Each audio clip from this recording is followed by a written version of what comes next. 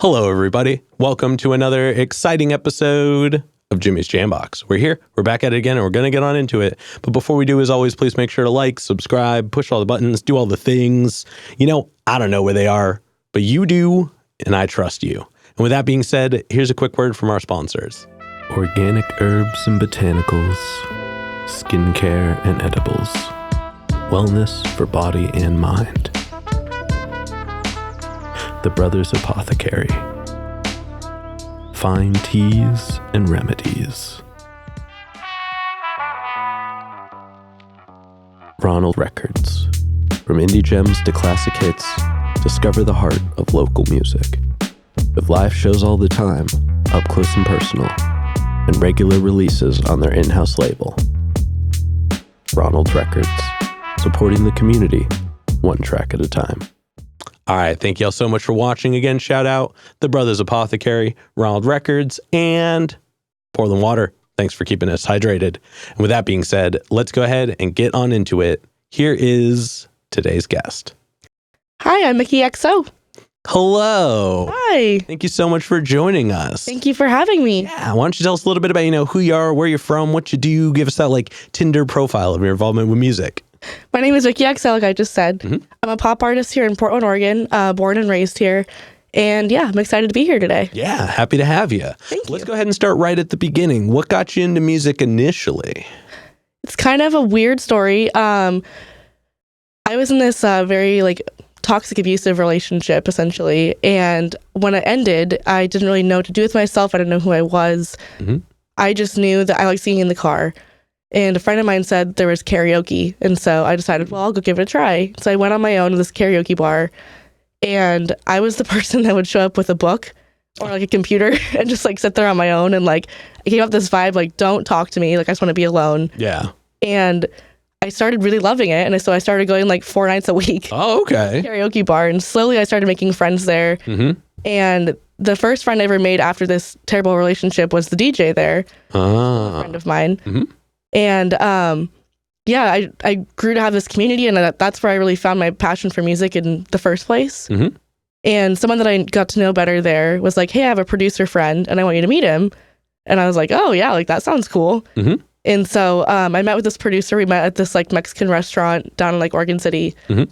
And he started off by saying, hey, I'm a metal guy. I do a lot of metal music. He's like, Mm-hmm. I've never really worked with a pop artist before. And I was like, well, I've never worked with a producer before. So yeah, let's try it out and see what happens. And we ended up making absolute magic. Gotcha. Okay. That is a useful piece of information because it ties into some thoughts I had about your music, but that'll be more in the middle. Please keep going. Yeah. And I wrote my first song in 10 minutes in a bathroom at Nike. Mm-hmm. Okay. And I watched a documentary when I was there. They had this big documentary screening. Mm-hmm. And it was about toxic relationships. Well, been there. I know how that goes. And so I had a lot of feelings about it. And so I excused myself and I went to the bathroom and I just wrote this song out. Whoa. And I had no songwriting experience. I didn't know what I was doing. Mm-hmm. And took it to the producer. His name's Matt Jefferson. Shout out Matt Jefferson. Shout out Matt. And and we made into this awesome kick-ass song that I am really proud of. Wow, that's really cool. Yeah. And remind me, how long ago was this when you first got into it? 2020. I believe I wrote it at the end of 2019. Okay. And we finished creating it at the end of beginning of 2020. Gotcha. Okay, so prior to that, did you have any musical experience? No, I didn't even do choir in high school or anything. Gotcha. And was anybody else in your household musical at all? No, that's the even crazier part is all of my family is medical and IT and very black and white thinkers. And I just kind of came out of nowhere. Gosh. Okay. Well, hey, late bloomer is still a bloomer. So that's really cool. I appreciate that. Now then, before we get into more of what you do in the present day, I do have a couple foundation questions I like to check in with everybody on. Okay. And this first one's one we ask early. It's one we ask often, and it's definitely a crowd favorite. What was the first album you ever bought with your own money? The first vinyl or the first CD? Ooh, let's do both. First CD is, I don't know if it's embarrassing or not. It was definitely of the time. But the Hillary Duff CD when she had a CD, that was my first one I bought.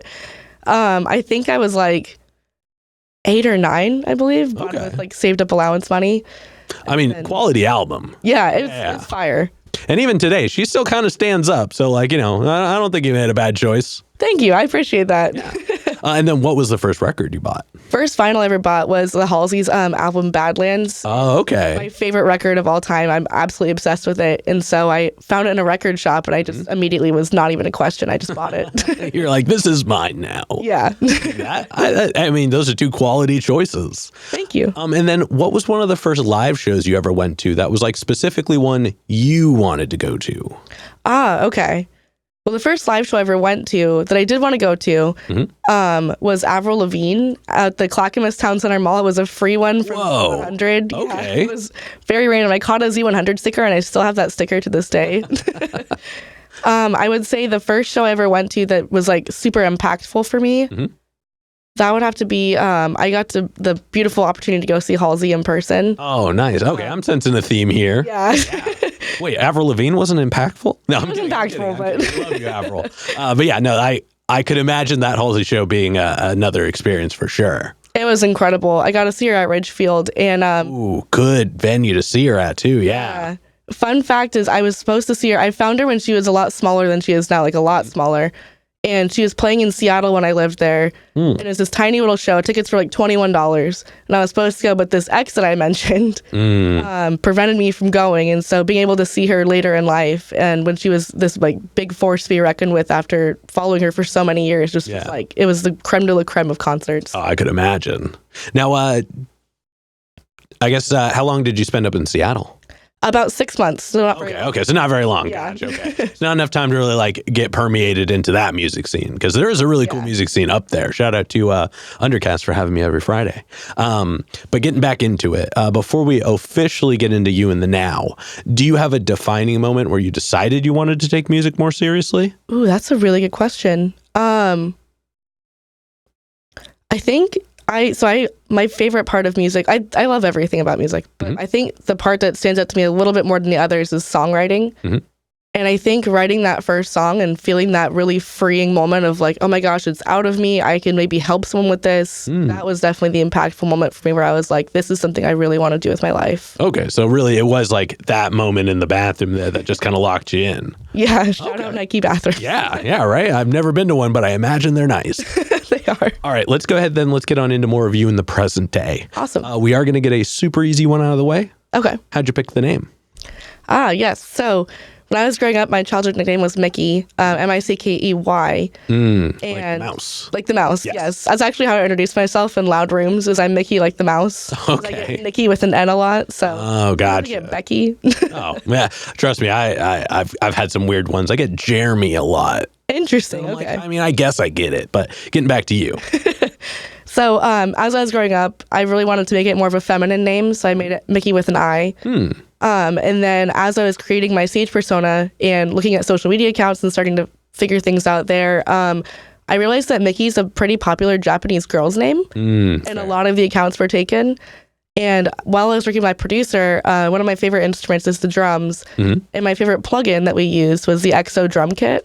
Oh, I got the Micki XO from that.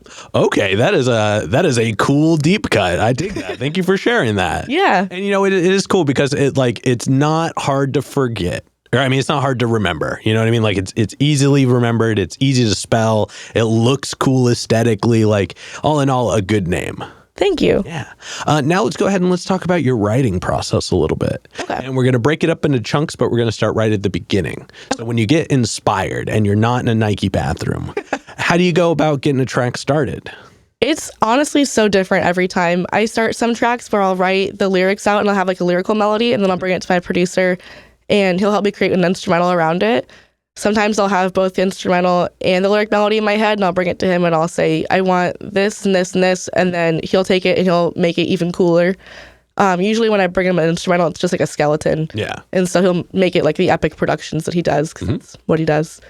And then other times we will sometimes I've come to the production session and I've been just kind of lost. I'm like, I can't think of anything I want to do. And so we'll take like 2 or 3 inspiration tracks and find the little tiny things we love about them, meld them together, and then from that instrumental, I'll take that and then I'll write to the instrumental. Gotcha. Okay. I dig that. Hey, must be really helpful having somebody who's like there to kind of put some pieces together for you when you don't quite have them there. Oh yeah, Matt is the best. Yeah, that's rad, man. I wish I had a producer now.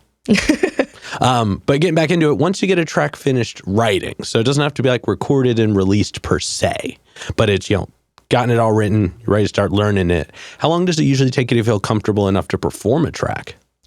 I usually, this is kind of another weird thing, but sometimes I'll have a track ready like a year or two before I actually even like release it. So I'll have a lot of time to practice it, but I don't actually tend to practice it until after it's released. Oh, okay. And then I guess that makes sense given your style of music. Yeah. And then I'd say the quickest I've ever practiced something and then performed it would be like a week. Okay. And usually we're in the booth for so long. Sometimes we're in the booth for like 3 or 4 hours recording these tracks that it's kind of already cemented in my head. It's more of like a refresher to start remembering it and really getting that stage presence and feeling how I want it outside of the booth. I'd say the longest it's ever taken me is probably like 2 weeks, I think. Okay. That's not too bad. Yeah. I dig that. And now when you perform live, or actually, hold on, before I ask you that, when you're writing, like when you're getting the words out, are you pen and paper? Are you doing it in the phone? Do you just freestyling off the top? How do you go get putting the words down and getting them out? It's different every time. I definitely, when I started writing, was pen and paper all the way. I started with more of a background in poetry and kind of, I still to this day, I've never been able to journal. I have to write it out in rhymes, the way my brain works. And so while I'm sitting there, that was pen and paper was great. But then I go back and I want to change things. And so pen and paper became a little bit of like a nuisance. Yeah. So then I started working on my phone more. And then I got really worried that if something ever happened to my phone, I'd lose everything. And so now it's kind of a mixture. I back up everything to a cloud. But I've definitely graduated to the phone. Gotcha. Okay. Yeah, my iPad and my phone share the same like Apple account, so it's like anything I put here goes there. So it's always helpful to have a second space for it. Mine is always full. That's fair. I mean, I don't think the Notes app takes up too much space, but I could be wrong. I don't know. I don't write that many notes. All right. But now, as far as like the performance and such goes, do you have like, do you play with like backing tracks? Do you have like your producer come out with you, or like how do you go about getting the music performed? So I started out with backing tracks. I still perform with backing tracks every now and then, but I started working with instrumentalists, and I found out I love it. It's like a drug. It's so addicting to it with like an actual like person there with you performing. So I started working with this piano guy, keyboardist, I should say, not piano guy. I started working with this keyboardist. His name is JP. Shout out JP. Yeah, shout out. And he's incredible also. I've been so blessed to work with so many just amazing people in the music industry, kind of right off the bat. And he was able to just basically listen to a song and play it. And we had some originals that even to this day, I've had people that I've played with that are not JP that have gone to use his notes because it's just so difficult to figure out on like a almost purely electronic song how to turn that into piano. That's fair. And he can do that like so quickly. It was incredible to watch. And so started working with him. We kind of worked together for like a year, did some performances here and there. And then unfortunately his job doubled, so he couldn't practice music with me as much anymore. So I started working with my pianist now, who's named Aiden. Shout out Aiden. And he's awesome as well. We have another show coming up together. We've been performing at the Nines, a couple shows at the Nines. Oh, cool. Yeah. And we've only done 2 or 3 shows together so far, but we're looking forward to more. Yeah. And I just started working on getting a band together as well. Okay. And that I'm super, super excited about. We've been rehearsing. We just got our keyboardist for the band in place. But I have a bassist, a drummer, a guitarist, and a keyboardist. And we have almost like a half an hour to hour long set. Going to be ready, I think, like end of January, early February. The holidays are kind of making things difficult. No, I understand that. Yeah. But I'm super excited for it. They're all amazingly talented people as well. Well, that's rad. Yeah. Well, now I'm bummed that they're not going to be able to play the showcase. So that's I know. We'll have to get you back at some point. You'll be the first return guest for a show or for the Presents episodes. That would be amazing. Which y'all, when you're watching this, comes out at the end of this week. So definitely make sure to come check it out. But we're not here to plug my stuff.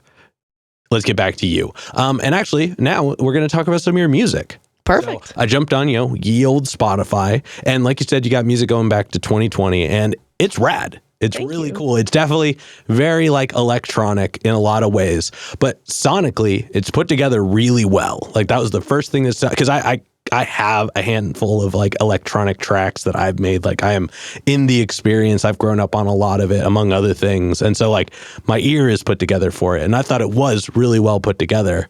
But then aside from that, there's a lot of depth that I don't think is like easy to do in the style per se. Like the vocals are very present. The lyrics are very like real feeling. It doesn't feel like you were just like, what's the coolest line that I can repeat over and over and how many effects can we put on it? So it's like there's a real message in it. It's very like emotionally driven. And it had this really cool energy all the way through. And I listened to all of it. So I can say that you definitely had an idea and you stuck to it, but you let it grow. Like your music really does have this cool progression over time as well. And like even your more recent tracks, like, you know, the most recent one that came out, Willow, which was, what was that, in October of this year? Yeah. Yeah, that, very cool, very open, very moody. There's a lot of space in it. It's definitely not laid back. And that was what I was saying.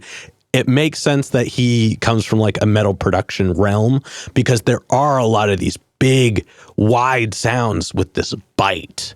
The music has this bite to it, and your voice sits really comfortably on top of it, and your delivery is strong without being like abrasive. So it sits really well. So I thought your music was really cool. I really enjoyed it. Thank you so much. Yeah. But I am curious to know, out of all the music you have available, what are some of your favorite ones to perform? Oh, okay, to perform. I thought you were going to say one of your favorite ones, and I was that's a loaded question. But no, like out of all the ones that people could go check out right now, what are the ones that like when they see you live, they're going to be like, oh, it's this one? I would say as of right now, Willow is probably my favorite to perform, both because it's so vocally challenging. It kind of scares me to perform it a little bit, but I love that like anticipation of being like, am I going to nail it? Is it going to happen? Yeah. And so I think that's really fun. But I think also Willow's the first song I wrote that wasn't a personal experience for me. It's somewhat based off personal experience. I mean, it's about murder, so it's definitely not a personal experience. Fair. You're still here. Yeah. And I don't think you've murdered anybody. I have not, no. This would be a weird place to admit it, so I'm glad you said no. We basically wrote that song as a means to an end in terms of we wanted to start getting into sync licensing work, which is like where you get your music in like TV, movies, video games, things like that. And someone that we talked to said that they thought that a lot of my music would fit into like teen dramas really well. I could definitely agree with that, yeah. And so we thought, what do teen dramas have? And we were like, oh, like relationship stuff and like parental things and all that kind of stuff. And then my producer was like, it has murder sometimes in it. And I was like, oh yeah, that's like the good ones, you know? That's pretty metal. Yeah, that is very metal, yeah. So, I love that. Oh, there's drama, there's problems with parents, murder. It started off actually as a song called Bad Intentions. And because I was like, oh, like that's like something very like teenage drama. Yeah. Intentions. And then we had this idea of murder, and then we were like, well, what if we keep that relationship aspect to it and we make it about like a jilted lover who's been in this toxic space and she is desperate to get out of it, and so her only means of escape is like murder. And yeah. Okay. I like performing that one, to get back to your question. Yeah. I like also performing this one because I feel like it's the one song I'm not so emotionally connected to because of a personal experience, and so it's fun to become like a character through that song. And so I think those are the two big reasons I love performing that one the most. Gotcha. I dig that. Well, thank you for sharing that. Yeah. Now, let's talk about some new music. What do you got? What do you got cooking? What can we look forward to as far as new stuff coming out? And will we get to hear any of it this coming up Saturday? Oh, that's a very, very good question. So I have a new one coming out in late January, early February. It's got a rock vibe to it. It's a lot more along the lines of Why Did I Stay? In terms of the instrumental style, I'd say it's the sister song to that one. I won't reveal what it's about yet because I like to give my I almost said viewers, but my audience like little clues about what it is. And so I don't want to reveal what it's about yet, but it's going to be really epic. I've been holding on to it for a little while now. I'm very excited for it. And I also have another project coming out in like late spring, early summer. I shot a music video for it. Whoa, actually. okay. Yeah. I allow myself to shoot one music video a year because they're kind of expensive, but they're so fun. That is very true. And so, I got a bunch of really awesome people come out and shoot it with me. and it's called Power Outage. Whoa. It's coming out. That's a cool name. Thank you. It's super electronic. Probably my most electronic song yet. That's an exciting description. Mega electronic. Yeah, right? But yeah, it should be really fun. I can't wait to reveal that one. I wrote it during a power outage. I'll just okay. So that's what inspired the name of it. Very on the nose. Yeah. Well, definitely looking forward to all of that. For this next one, then I want to zoom out. I want to look at more kind of music as a whole. Okay. What are some of the things about either new music in general, if you're one of those people who takes in the new, or if you're not, just music that's new to you that you found recently that you enjoy or you're finding inspiration in at the moment? Oh, sorry, what was the question? What's some new music okay. that you enjoy and you're inspired by? I recently have been really digging into like underground artists, and I'm really loving that. I do still listen to a lot of top 40 stuff because like as a pop girly, you have to. Yeah, it's good. It's good to be in the know. Yeah. But I'm really finding some really good underground stuff. One of my favorite bands, actually, I don't know if they're super underground these days, but Fantagram. Yeah. I'm yeah. obsessed with Fantagram. And I play like some radios, them and Ash Nico. Ash Nico is not really underground. I guess depends on who you ask. Yeah. Yeah, between Fantagram and Ash Nico and Billie Eilish, I've been having a lot of these like Spotify radios. And they're coming up with all these really cool underground artists. The names are escaping me right now because there's so many different I got you. off songs. But like I'm really delving into this world of like dark pop. And I'm loving it. And I think there's going to be some inspiration from that coming up in some upcoming music. Oh, I could definitely see that happening too. That's really cool. Thank you for sharing that. Yeah. All right. Now, before we move into the next part, this next question is probably the densest question in the interview. Okay. So, we talked about, experience of music, the actions, the reactions. But when it's just you and music one-on-one, what does music give back to you? Oh, that's an easy one, actually. It's my therapy, honestly. I am somebody who is bipolar. I am somebody that's been through toxic relationships. I've been dealt a good hand, or I've been dealt a good amount of things in life that have put me through the ringer. And I feel like being able to write about them, being able to perform them and get them out of me in that way is the healthiest way I've ever been able to express myself. I've always been a writer. I actually wrote a novel when I was like 14. Whoa. Okay. And nearly got it published. I have ADHD, and basically the reason it didn't get published is because my brain was already on to the next thing. But yeah, and so writing has always been a way I've expressed myself. And so when I was able to put it into music and also have that element of performing it, it just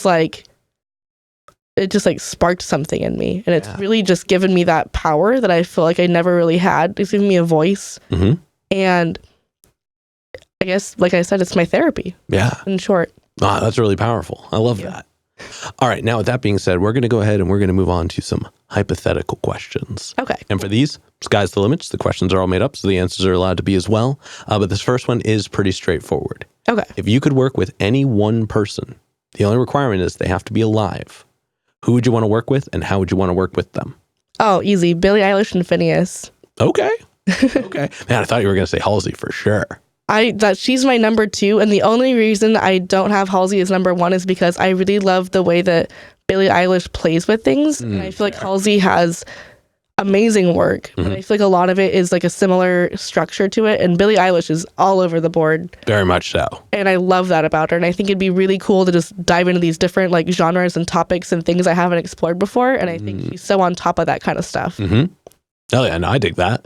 And then subsequently, who's a local artist that you're aware of that you haven't gotten to connect with yet, but you would like to? Oh, man, that's a really good question. I feel like I've been very fortunate to connect with a lot of the local artists.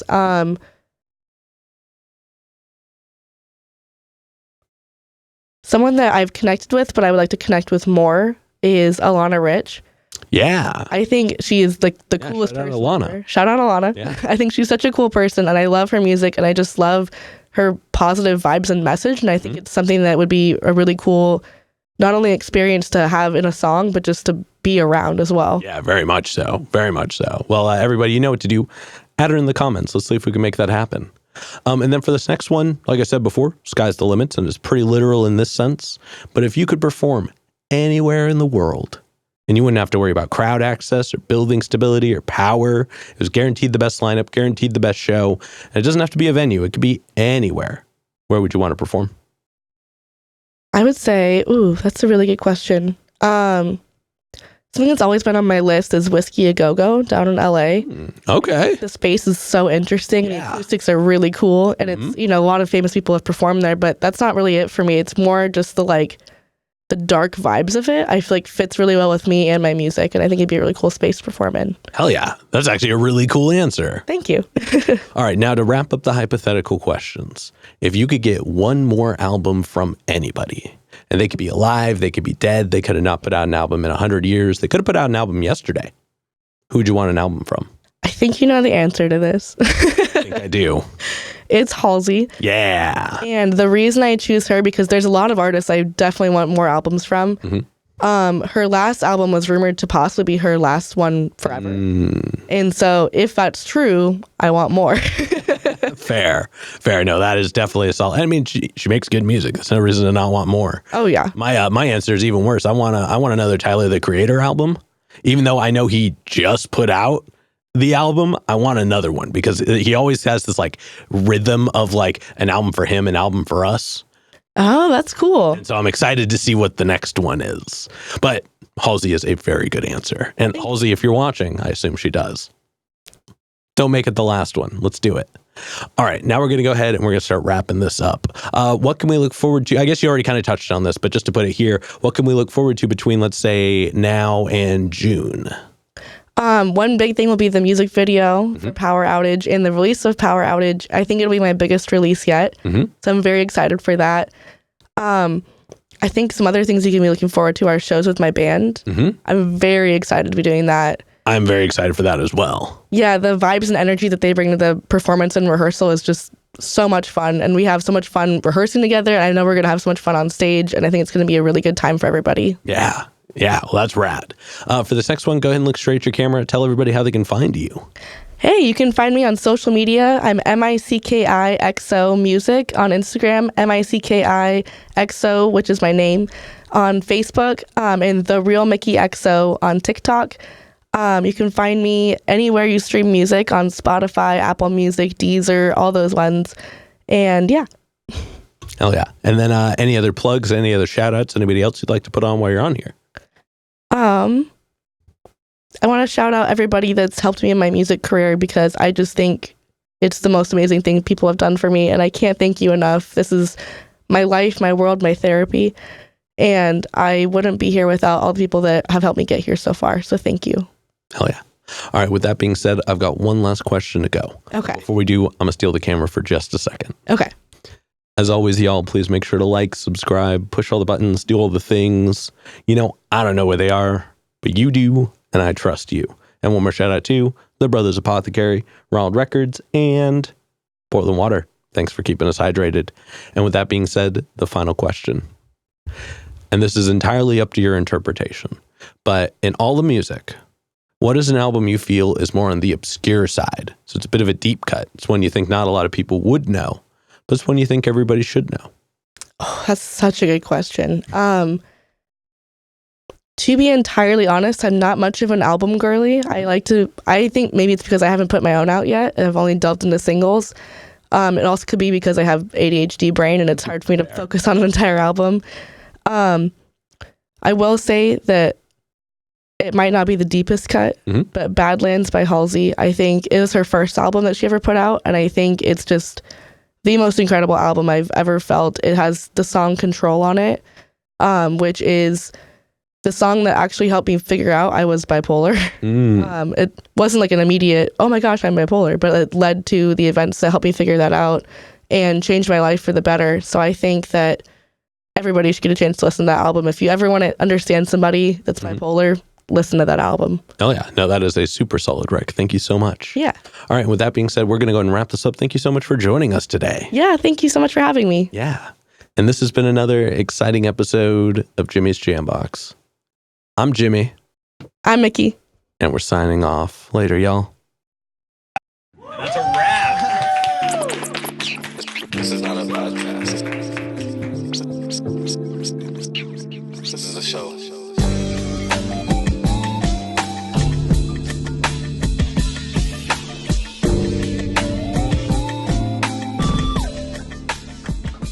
Keep jamming.